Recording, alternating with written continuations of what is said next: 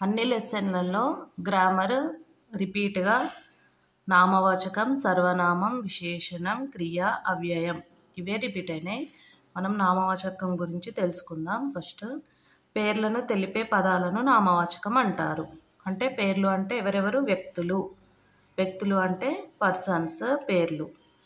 Example రాణి, రాము, వైద్యుడు, గురువు అలా.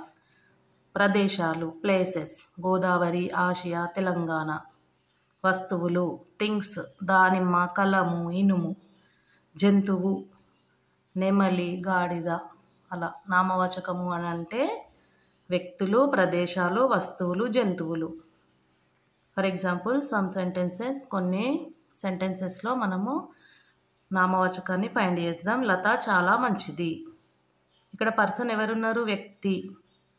వ్యక్తి లత. లతని అండర్లైన్ చేయాలి.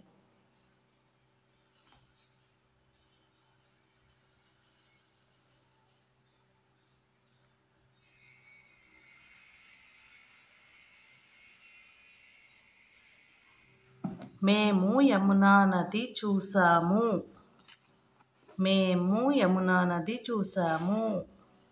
యమునా నది అనేది ప్రదేశం, అందుకే ప్రదేశాన్ని అండర్లైన్ చేయాలి. అరటిపండు తింటే చాలా ఆరోగ్యం. అరటిపండు అనేది వస్తువు. గులాబీ పువ్వు అందంగా ఉన్నది. గులాబీ పువ్వు అనేది కూడా వస్తువు. అతడు కలముతో రాస్తున్నాడు. ఈ సెంటెన్స్లో కలము అనేది వస్తువు. తర్వాత సర్వనామం. నామవాచక పదాలకు బదులుగా వాడే పదాలను సర్వనామం అంటారు. ఓకే. మెయిన్గా ఆమె అంటే గర్ల్కి యూజ్ చేస్తారు. అతడు బాయ్స్. ఈమె ఇతడు, నేను, మేము, నీవు, మీరు, ఇది, అవి, ఇది, ఇవి, వీరు, వారు.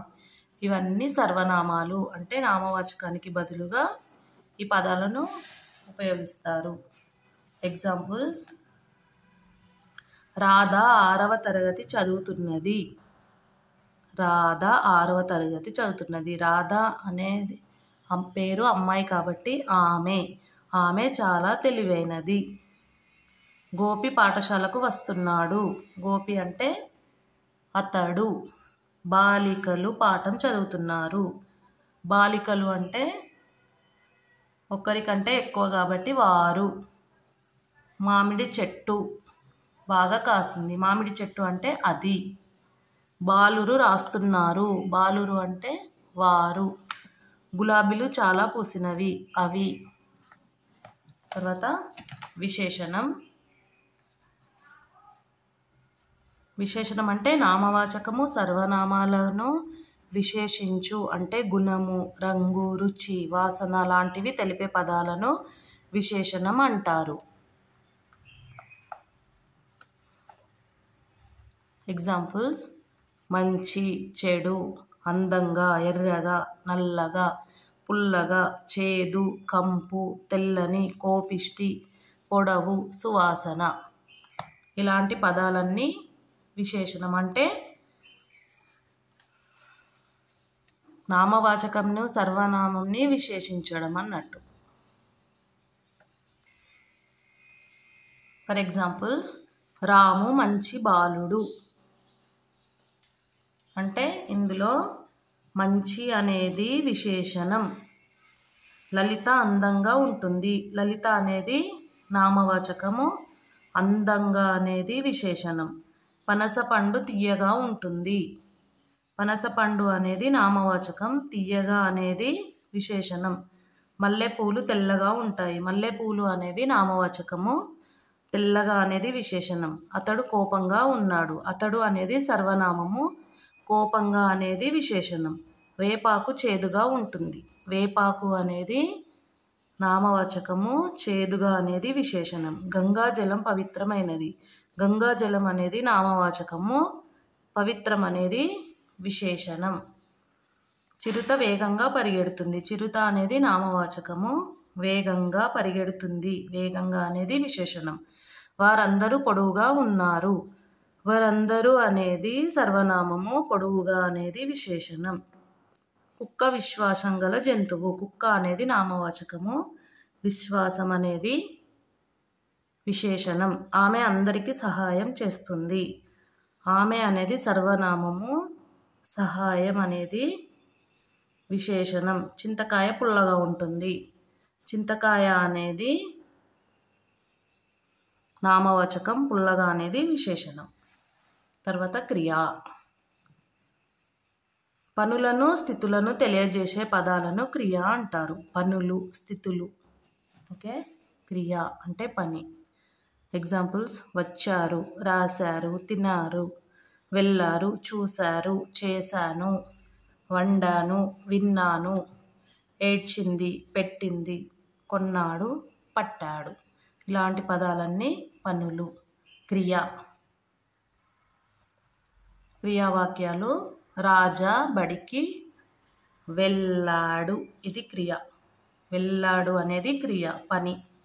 గిరి పాఠము చదివాడు. గిరి అనేది నామవాచకము, పాఠము చదివాడు క్రియ. రాగిని పాట పాడుతున్నది. పాట పాడుతున్నది క్రియ. అమ్మమ్మ కూర వండుతుంది. వండుతుంది అనేది క్రియ. మరి క్రియలో ఎన్ని రకాలు? 2 రకాలు. ఒకటి సమాపక క్రియ, ఒకటి అసమాపక క్రియ. సమాపక క్రియ, అసమాపక క్రియ. సమాపకం అంటే ఫినిష్ అవ్వడం. చదివింది, అయిపోయింది.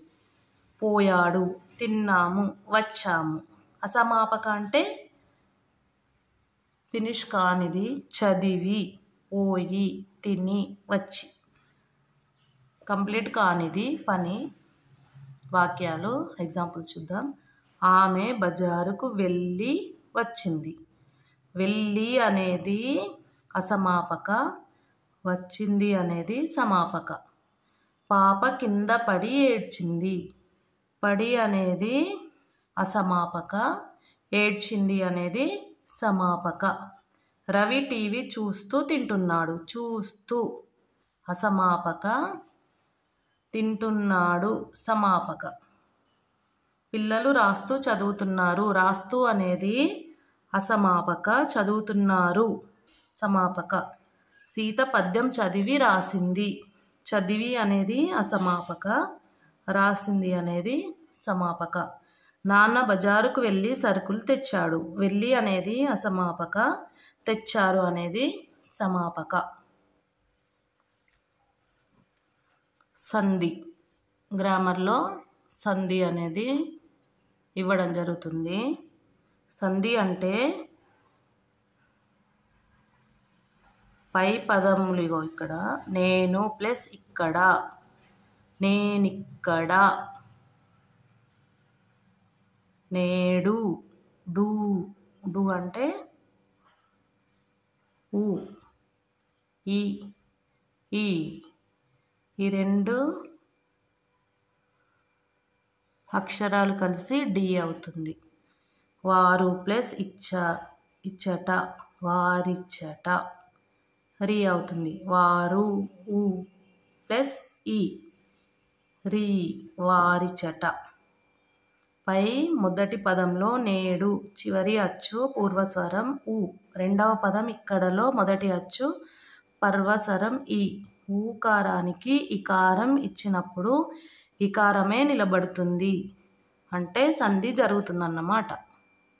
2 పదాలను విడదీసి కలిపి రాయడం జరిగినప్పుడు సంధి అనేది ఏర్పడుతుంది. ఉదాహరణ: దానము ప్లస్ ఓసంగి. దానము, ము అంటే ఇక్కడ ఊ ప్లస్ ఓ. దానములో లాస్ట్ లెటర్లో మనకి ఊ సౌండ్ వస్తుంది. ఇక్కడ ఫస్ట్ లెటర్ ఓ. ఊ ప్లస్ ఓ మో అవుతుంది, ఓ అవుతుంది. అందుకే దాన మొసగి, దాన మోసంగి అవుతుంది. తర్వాత కవితలు ప్లస్ అల్లిన. కవితలు ఊ ప్లస్ ఆ కలిపి రాస్తే కవిత లల్లిన, కవిత లల్లిన.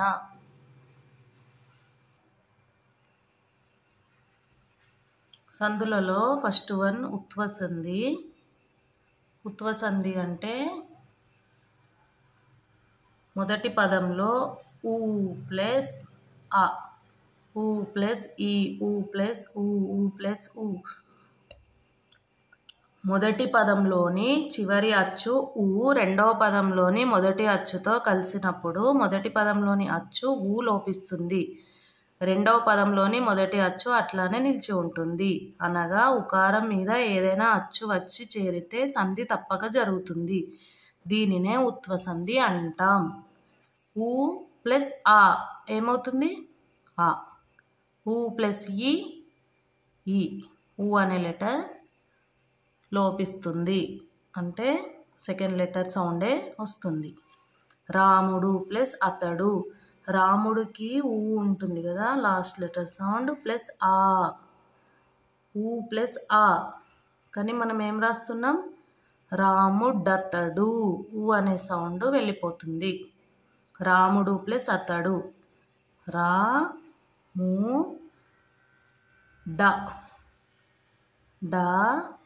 డ-త-డు, రాముడతడు.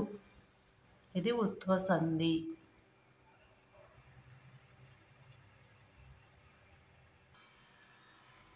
ఇప్పుడు ఇత్వసంధి గురించి నేర్చుకుంటాము.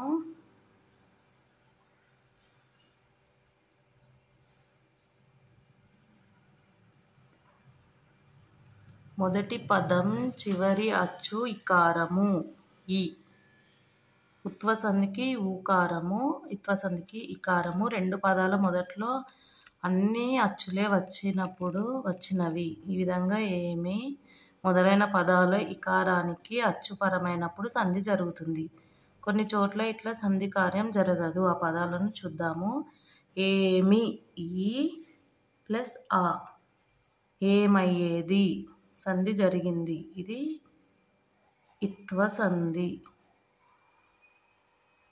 ఇత్వసంధి. ఏమి ప్లస్ అయ్యేది, ఏమి అయ్యేది, ఇక్కడ సంధి జరగలేదు. ఏమి మొదలైన పదాలకు అచ్చుపరమైతే సంధి వైకల్యితము అని తెలుస్తుంది కదా, దీనినే ఇత్వసంధి అంటారు. చూడండి ఎగ్జాంపుల్స్. రావాలని, రావాలి, లీ అంటే ఈ ప్లస్ ఆ, ఈ ప్లస్ ఆ ఇత్వసంధి. చెప్పాలంటే చెప్పాలి ప్లస్ అంటే ఇత్వసంధి.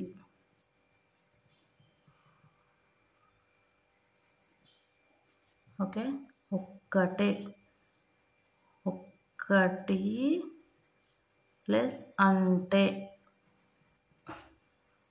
ఇత్వసంధి. విడదీసినప్పుడు ఈ అనే సౌండ్ వస్తే ఇత్వసంధి.